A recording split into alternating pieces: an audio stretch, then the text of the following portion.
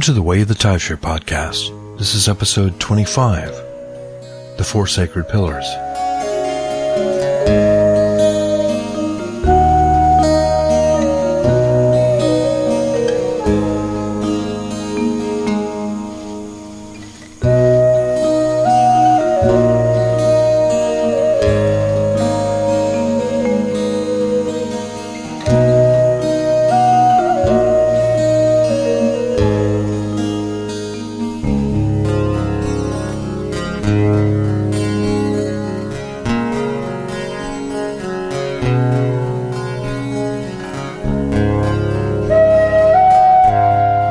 This week's Celtic goddess is Blynewith.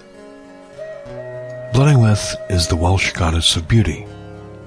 Her name means flower face. In the Mabinogion, she is created from oak, broom, and meadowsweet to be Lulawgaif's wife. She's later transformed into an owl by Gwydion after she falls in love with Gronwer and conspires to murder Lugh. She is the goddess of lost loves and betrayal. The owl is her sacred bird, and oak, broom, and meadowsweet are her sacred herbs. Invoke Blynewith in matters of betrayal and jealousy. If she has come into your life, her beauty can be seductive, but beware of her treachery.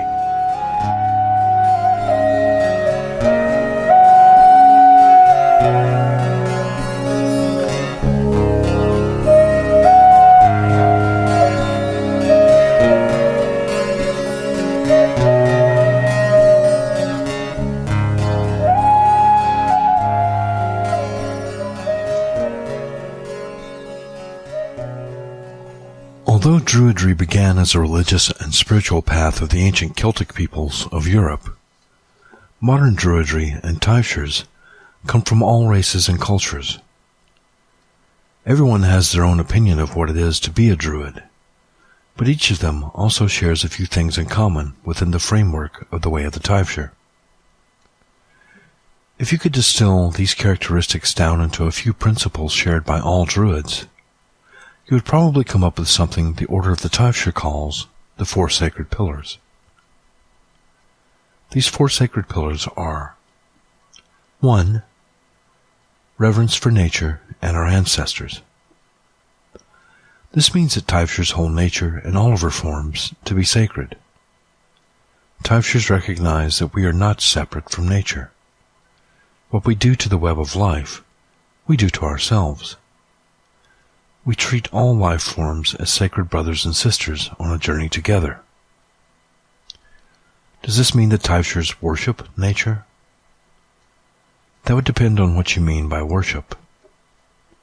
Personally, I don't like the word because of the negative power dynamics it evokes. I prefer the word revere because it indicates respect without suggesting dominance. From this perspective, we are all partners with nature and its creatures. Think of the respect you may hold for an honored elder grandmother or grandfather, and you'll gain an understanding of the difference between the word reverence and the word worship. While you may hold respect or even reverence for an elderly relative, you probably wouldn't worship them. Likewise, a healthy and emotionally secure ancestor would not want or require worship, but communion. Such a communion would involve common reverence for each other and for the divine in each. 2. Respect for diversity and individuality. This pillar recognizes the right of the individual to self-determination. While the path I walk is right for me, it may not be the right one for you. By respecting your right to determine your own individual path, I honor the diversity in the universe and in you. By expressing tolerance, I allow you the freedom to be who you are, and I ask that you grant me the same freedom. The Wiccan Rede expresses this idea as "and it harm none, do what you will." In the Order of the Taibhsear, This idea is expressed in primum non nocere, which is first do no harm. Imagine what a different world we could create if we all could just simply agree not to harm each other. Note also, however, that this respect for diversity does not imply tolerance of intolerance. My intolerance of another's intolerance is not intolerance in itself, it is justice. Our order strives for social justice, and one of the principles of social justice is to proactively challenge intolerance wherever we see it, so that all people have an equal chance at happiness and growth. So if there are ideologies, religions, or just simply dogmas that are being intolerant of the rights of others, it is our duty as Taibhsears to challenge those unjust and unfair and intolerant ideals. 3. Service to the grove, to the community, and to the world. One of the aspects of recognizing our part in the web of life is the realization that we are all interconnected. If I work for the good of my own grove, my own community, and the world, I ultimately benefit myself by improving living conditions for all. Conversely, if I act in a way that harms my community, I ultimately harm myself. This is similar to another Wiccan principle known as the threefold law, which states that whatever you send out returns to you threefold. This idea has also been expressed in Christianity as what you sow, you reap. In the way of the Taibhsear, the idea is expressed in terms of balance. If you act in a way that unbalances nature, nature naturally acts to correct that balance. Taibhsears actually work for social and environmental change so that ultimately life improves for all. In doing so, we restore balance to nature and to the world. The fourth and final sacred pillar of the Order of the Taibhsear is spiritual and personal growth. As a spiritual path, the way of the Taibhsear offers many opportunities for learning and self-improvement. A goal of the way of the Taibhsear is to always seek the imbus or the awen. Imbus is a Gaelic word roughly translated as divine inspiration or spiritual strength. The imbus is the means by which we seek the beauty in the world around us. It's also the inspiration that leads us to seek visions and to walk in the other world. From a Taibhsear's perspective, knowledge and inspiration go hand in hand. Where knowledge meets inspiration, there is wisdom. So the imbus or the awen can guide us to wisdom when we seek it in knowledge and in truth.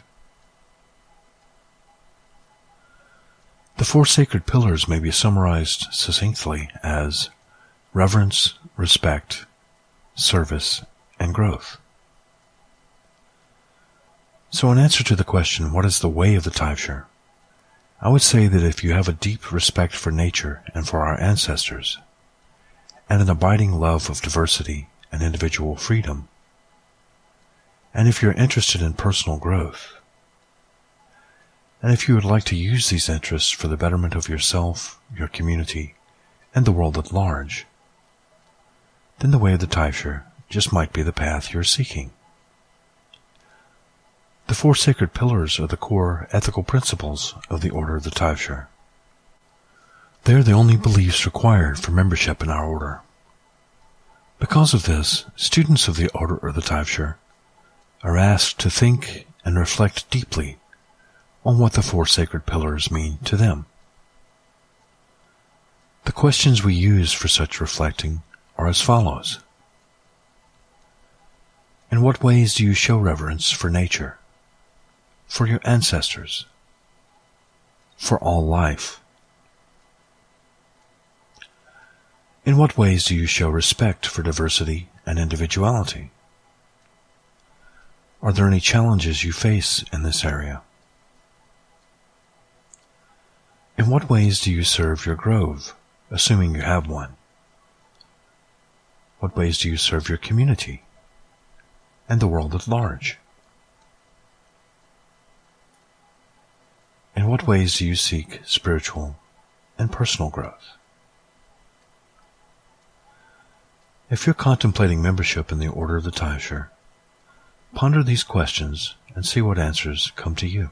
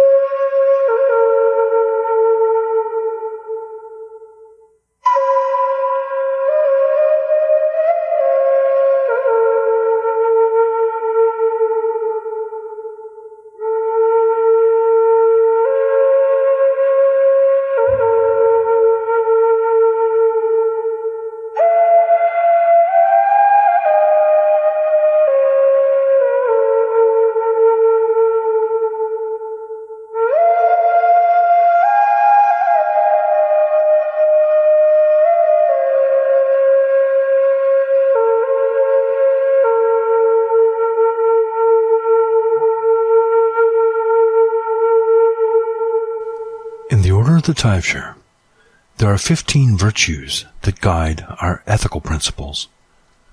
These virtues are derived from the 4 sacred pillars, and they are as follows.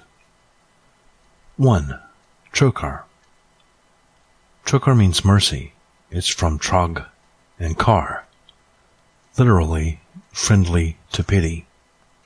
This is the ability to sympathize and empathize with others. 2. Feran. Feran means justice. This is derived from the word for truth and means the ability to discern the truth in a situation. This ability then leads to justice. 3. Kosmail.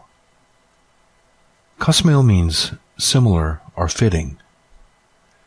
It originally comes from the Old Celtic word com samalis, which means like for like.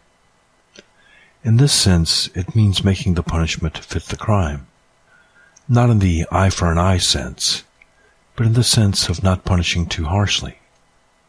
It's the Druidic equivalent of not engaging in cruel and unusual punishment. 4. Quivshek. Quivshek means conscientious or scrupulous. It comes from kubus, or modern koise, which means confession or examination of conscience. The word literally means responsibility to self and to others. 5. Fasad. Fasad means steadiness and stability. The literal translation is having a seat under oneself. This is the quality of not being easily swayed or indecisive. 6. Eslabra. Eslabra means generous or liberal. The noun is eslabre. Originally from the Old Celtic, it means out of chains, also meaning no boundaries or no limits. The idea here is that you can't place limits on your generosity. 7 is Gart. Gart means generosity, hospitality, or open-handedness. Its literal meaning is warmth and friendliness. This virtue means acceptance and openness of other people. This is one of the 4 sacred pillars, respect for diversity and the rights of others. 8 is Fialnek, which means noble face. It's a combination of fial, meaning faithful or noble, and enek, which means face or honor. It means politeness or courteous and noble behavior. 9 is Seshak. It means sturdy, strong, or steadfast. It's someone who stands his ground and is not easily intimidated. 10 is Leshak, which means helpful and beneficent. The idea here is to seek actively to help other people instead of waiting for them to ask. 11 is Itir. This means power, ability, competence, and skill. It's someone who is a true Renaissance person, skilled in many areas. A person who strives to excel in everything he or she does. 12 is Yondrik, which means honest or trustworthy. It's a person whose word can be believed, of good reputation, or someone who is above reproach. 13 is Soya. Soya means eloquent, or literally good with the tongue. This virtue is important to the bardic tradition and refers to the mastery of good language, skill in poetry, prose and song, and gifted in the art of persuasion, or some may call it blarney. 14 is Forusta, which means established base. This means someone who is well-rounded, sedate and composed, one who is calm and composed at all times, not ruled by the emotions or wild mood swings. 15th and final is verbrechtech, which means giving correct judgment. It's from fear for truth and breath for judgment. So verbrechtech means not allowing personal bias to interfere with the determination of right and wrong. Out on the moor, one winter's night, a shepherd walked his weary way, eyes straining in the fading light for one lost lamb who'd gone astray. Close at hand he heard a bleat, and stooping low he found the lamb, but also, swaddled at his feet, there lay a helpless little man.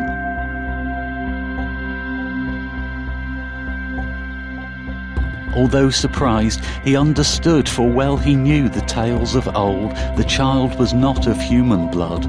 Here lay a piskie, lost and cold, his family nowhere to be seen. The shepherd, being a kindly man, wrapped the child in his coat of green and hurried home with boy and lamb. He gave the child everything and loved him like he was his own, and as the winter turned to spring he marvelled at how much he'd grown. And as the boy grew fit and strong, the shepherd's fortunes multiplied. All through the golden summer long, the piskie and the shepherd thrived. In autumn, at the close of day, sat by the fire they heard a voice, calling, calling, Coleman Grey! The piskie rose, he had no choice. Though silent all the year he spoke, my father calls, I must away. He wrapped himself in his leaf-green cloak, and never more was seen Coleman Grey.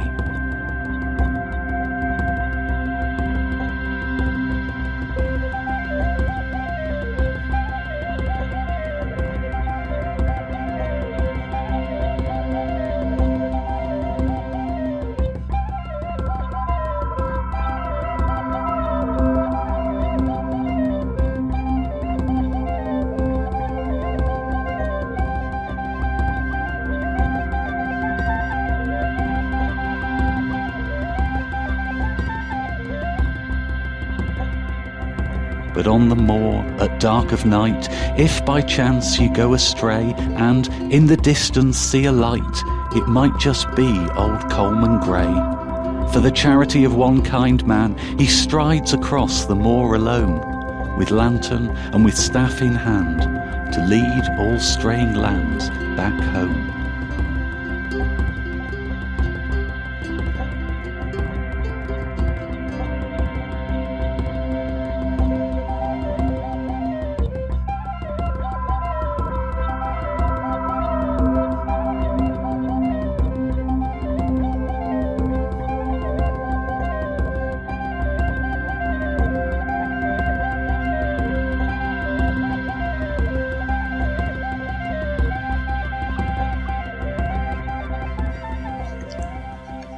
The earth path of the way of the Taibhsear involves our relationship with the natural world.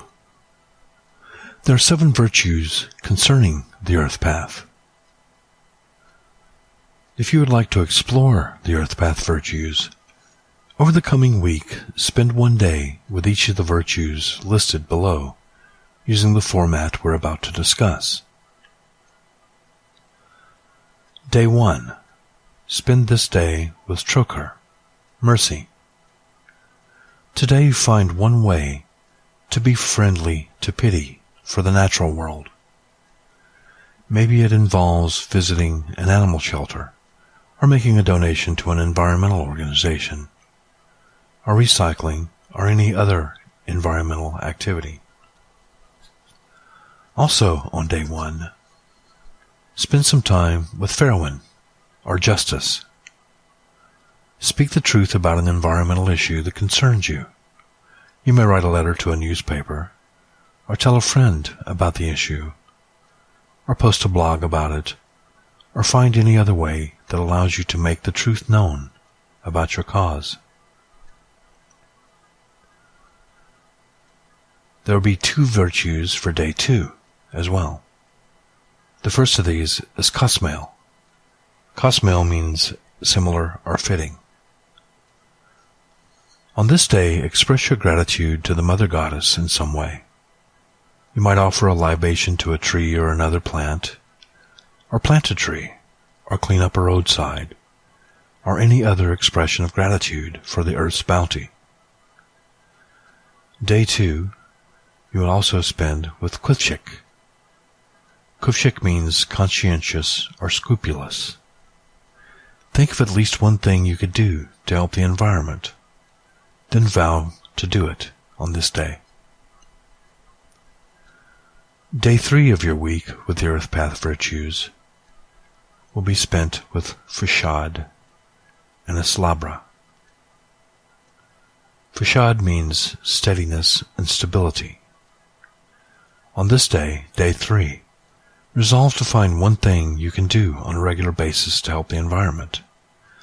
Examples might be recycling, using CFL or LED lights in your home instead of incandescent bulbs, or buying locally grown produce. For Aslabra, which means generous or liberal, find a way to either volunteer or donate to an environmental organization or an animal care facility or any other cause that contributes to good stewardship of the earth and of nature. The first virtue for day 4 is Gart. Gart means generosity, hospitality, and open-handedness. On this day, host or attend a group that supports environmental causes. If there are none in your area, join a message board or a Facebook group or other environmental organization. The second virtue for day 4 is Feelinish. Feelinish means noble face. Today, examine your own walk with nature. Think of one area in which you can make a positive change that honors nature. Then do it.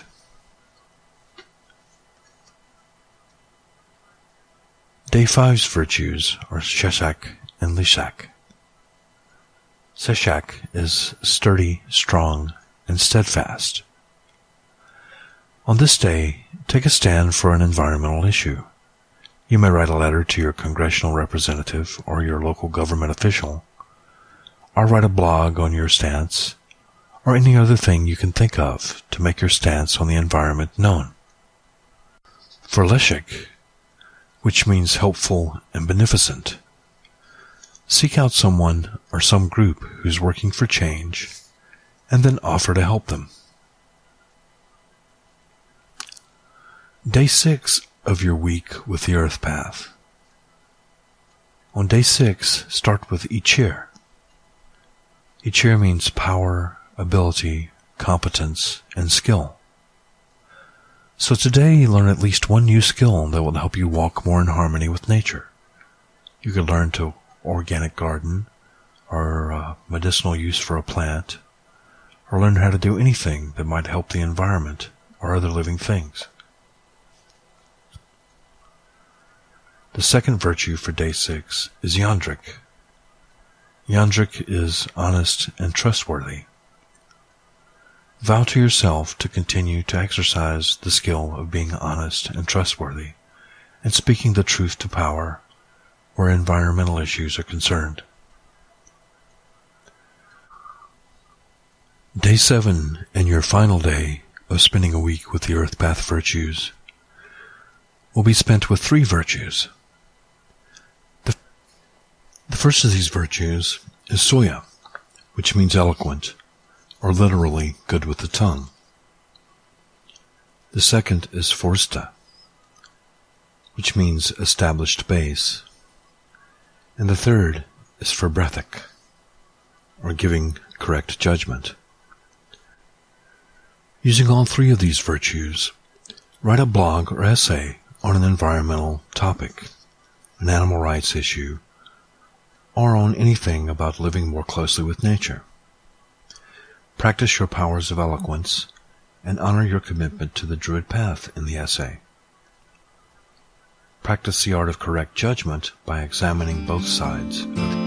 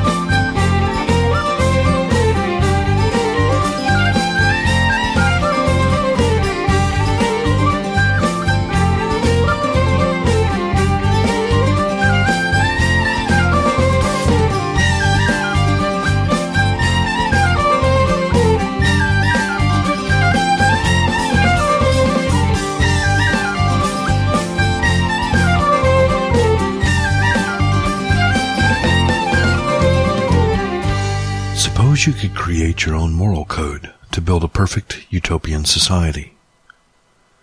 What sort of world would you create that would give everyone an equal and fair chance at success and happiness? How would you construct a society in which everyone is respected? The American philosopher John Bordley Rawls came up with a creative answer to this question. Imagine that before you were born, you were somewhere in an extra-dimensional waiting area. In this other world, there is a veil of ignorance that keeps you from seeing where you are about to be born, and into what family, and into what race or ethnicity, and into what social status. and even into what gender. There's no way for you to determine anything about the life you're about to be born into. What Rawls asked is this: what sort of society would you need to construct so that no matter what station in life you're born to, you have an equal chance of success and happiness? As John Rawls puts it, no one knows his place in society, his class position or social status, nor does he know his fortune and the distribution of natural assets and abilities, his intelligence and strength, and the like. In this thought experiment, the veil of ignorance prevents us from seeing what our fortunes might be once we're born into this society. In doing so, it strips away most of the things that modern American society use in making determinations of social success. If you don't know ahead of time whether you'll be black or white, or Hispanic, or Asian, or any of a multitude of races and ethnicities, then you'd want to construct a society in which race and ethnicity is irrelevant. If you don't know ahead of time whether you'll be born rich, poor, or middle class, then you'd want to construct a society in which everyone has equal financial and economic opportunities. If you don't know ahead of time whether you'll be born male, female, or some other gender, then you'd want to construct a society in which every person of every gender has an equal opportunity to love whom they choose to love. The ultimate lesson of Rawls' veil of ignorance is that if we would not like to live in a society that discriminates against us, we shouldn't want to create a society that discriminates against others. Think about the sort of society we could create if everyone agreed to abide by the 4 sacred pillars of the Order of the Taibhsear.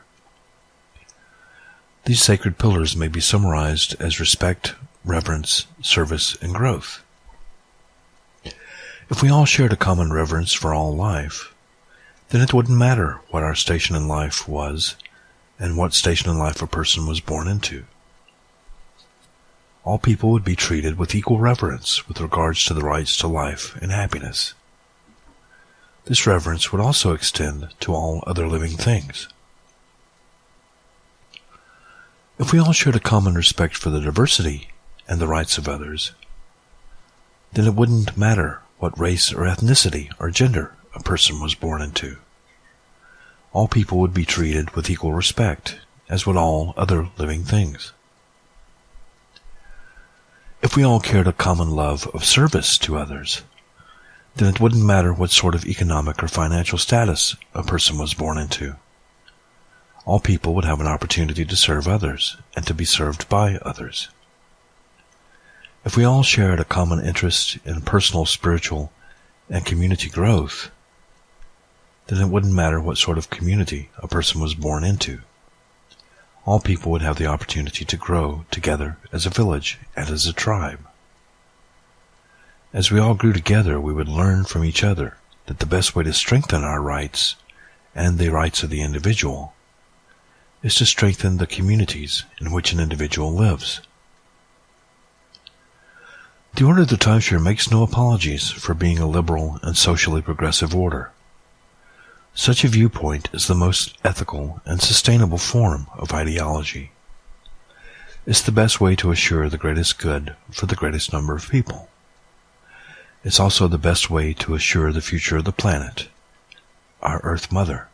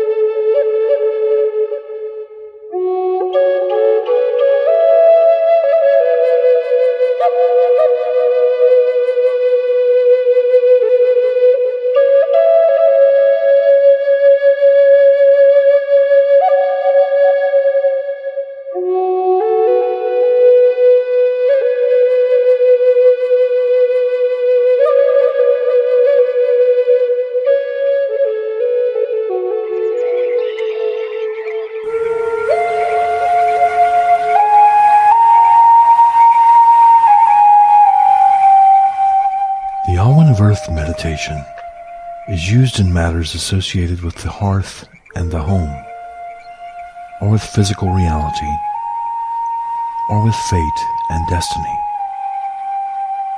It is helpful when you are seeking stability or consistency in your life. The direction of Earth is north.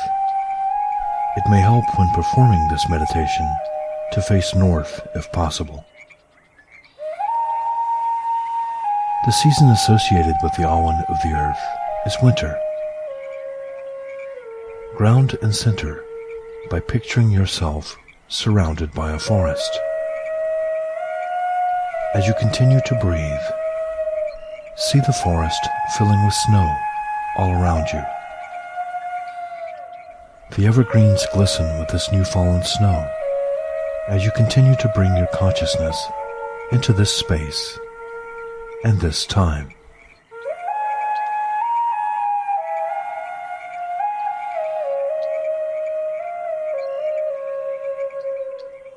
As you continue to breathe, notice that in this place where you find yourself, the cold air of the snow-covered forest has caused your breath to become visible. As you continue to breathe, you watch each exhalation rise up into the sky, up into the heavens to mingle with the sun, moon, and stars. Your breath is becoming one with the universe as you continue to ground and center.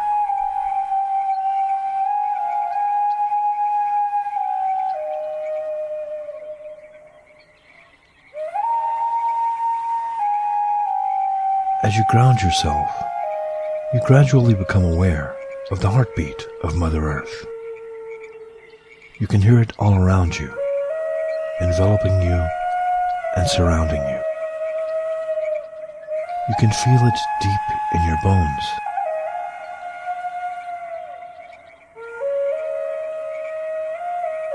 Your body begins to resonate with the heartbeat of the earth.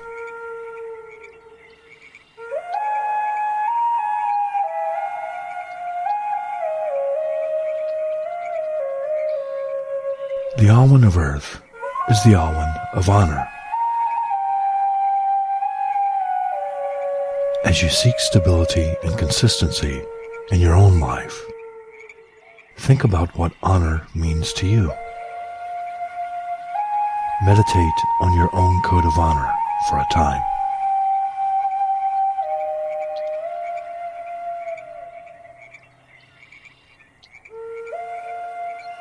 In what ways do you strive to live by your own code of honor?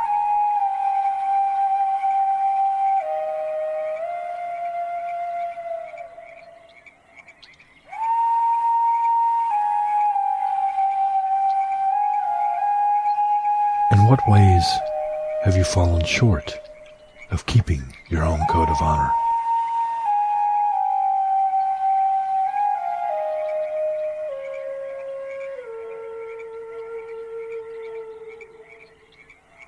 How could the enlightenment that is the Awan help you to more consistently live a life of honor?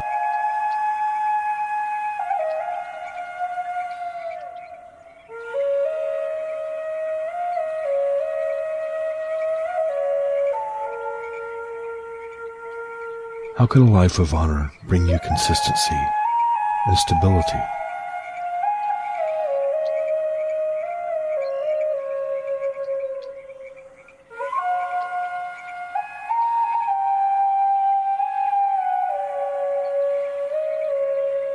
The Awan of the Earth is the Awan of lawful action. Its inspiration led to the code of chivalry practiced by Arthur and the Knights of the Round Table. It's the Awan of truth and justice throughout time. How might lawful action help you to live a life of honor and balance?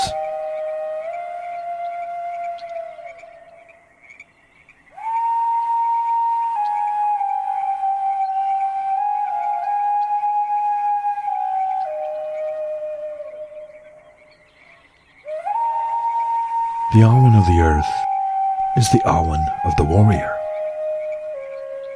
The warrior fights for hearth, home, family, and tribe. This is the warrior's challenge and the warrior's duty. But the warrior also fights a battle within.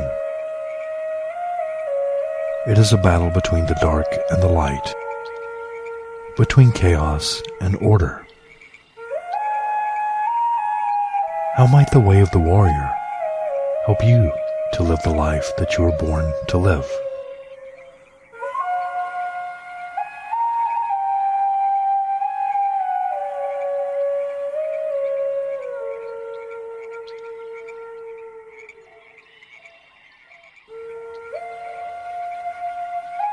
Aphthalak is the father god of the Modron. Modron means the mother goddess. She's the mother of the Maven, or the golden child, whose birth we celebrate at the autumnal equinox. Aphthalak is therefore the grandfather of the Maven. Aphthalak means apple tree. He's associated with Avalon, the Isle of the Apples, and is therefore a god of seers and vision seekers. Since he is also a god of the earth, he reminds us that before we can seek visions and dreams in other realms, we must first be firmly rooted in this physical reality. Only then may we use the warrior way to seek out other worlds, other destinies, and other fates.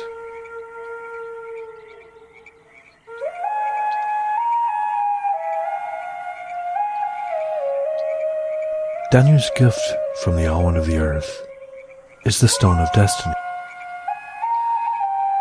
This stone was said to be kept at Tara, and it would cry out when the rightful king sat upon it. As such, the Awen of the earth is the Awen of destiny and sovereignty, from which you may learn the path of your own soul and your relationship to our Earth Mother, the Goddess.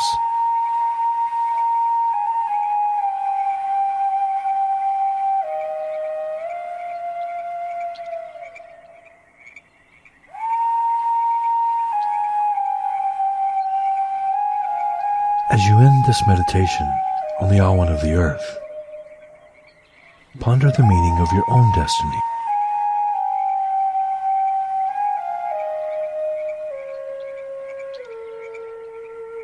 How might the goddess help guide you along the way?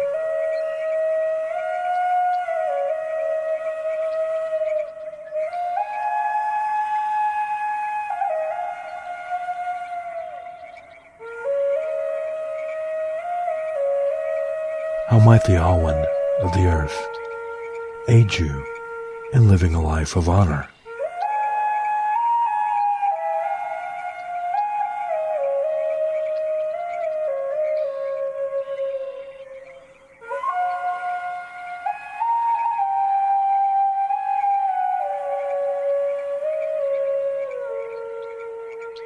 How might the warrior way help you to find your own balance and stability in life?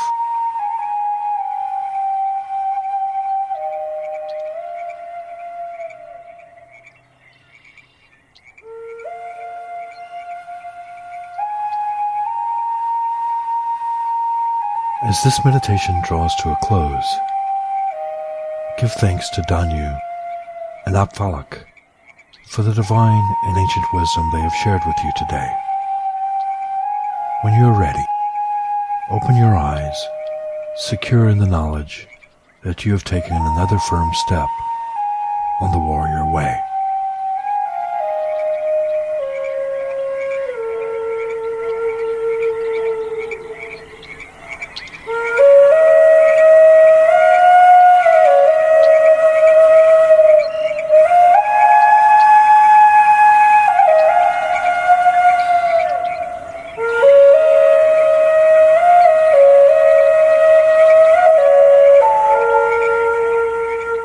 In the Way of the Taibhsear, we use the Celtic tree alphabet known as the Ogham.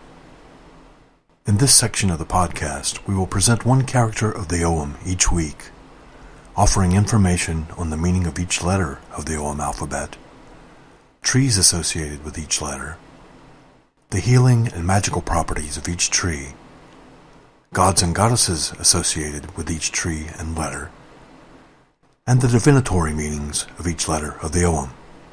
Since we will be discussing medicinal uses of the plants in this segment of the podcast, please remember that herbal medicine requires caution and practice. None of the medicinal uses discussed on the Way of the Taibhsear podcast should be attempted by a novice. Some parts of the plants of the Ogham are poisonous, and people with allergies should also be aware of the potential allergic reactions to plants. If you are interested in herbal medicine, find a skilled practitioner and take lessons. Do not attempt to use medicinal plants without the supervision of an expert.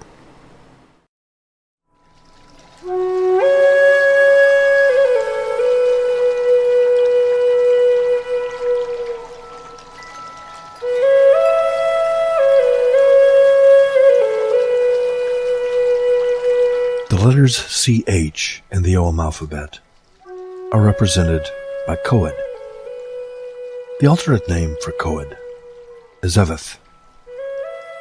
Its divinatory meaning is achievement, accomplishment, and victory.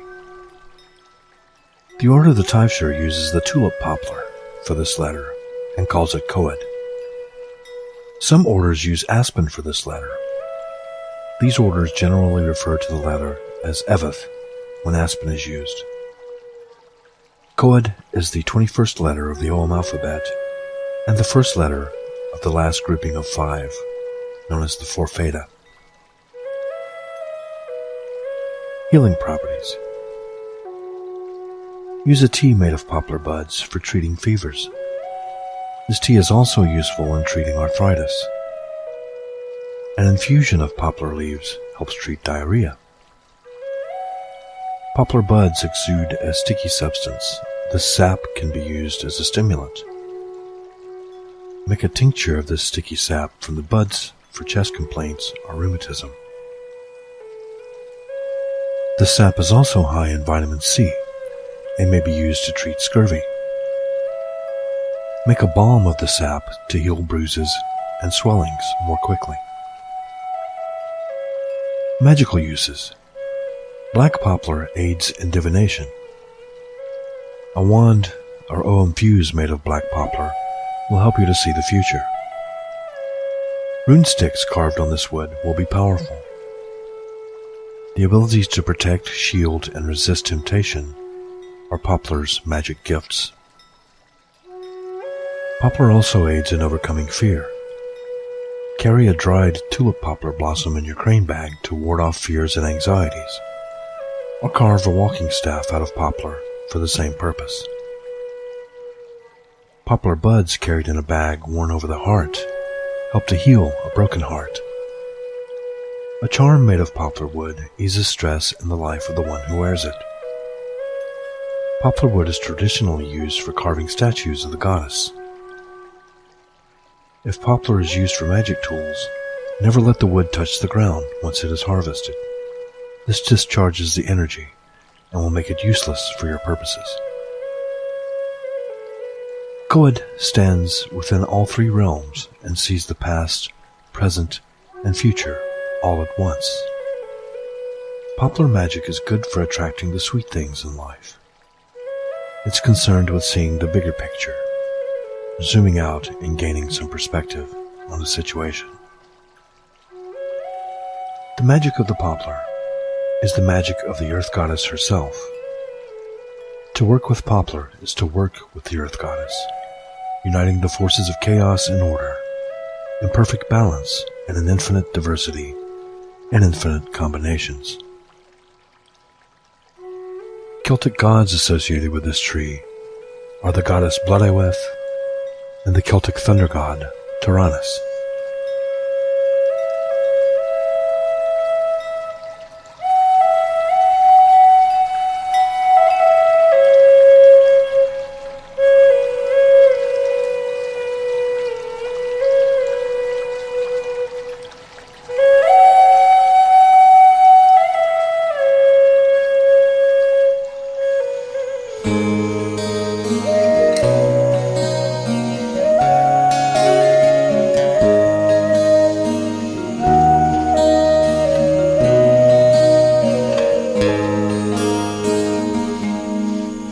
You've been listening to the Way of the Taibhsear podcast on International Pagan Radio, where it's all pagan all the time.